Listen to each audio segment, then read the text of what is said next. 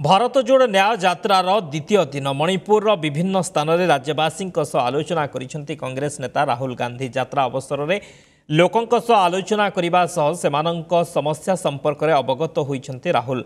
से कहिसेंति मणिपुरवासी अनेक किछि हराइछंति, राज्यवासी दल रहिथिबो, राज्य में शांति फेराई आनिबा लागि दल चेष्टा करिबो। शह शह जनता रास्तार उभय पार्श्व ठिया होई भारत जोड़ यात्रा को करथिले स्वागत। मणिपुर सेकमाईरु कांगोपोपी जिबा परे सेठारु सेनापति को जाइछि यात्रा। मणिपुर समस्या राहुल गांधी संसद में उठांतु बोली उपस्थित जनता करथिले दाबी। तबे गतकाली मणिपुर थोबुल जिला खोनगजम युद्ध स्मारकी स्थल आरंभ होइथिला यात्रा। 15 राज्यर 110 जिला 100 लोकसभा और 337 विधानसभा क्षेत्र दे प्राय 6700 किलोमीटर अतिक्रम करिबो ए यात्रा।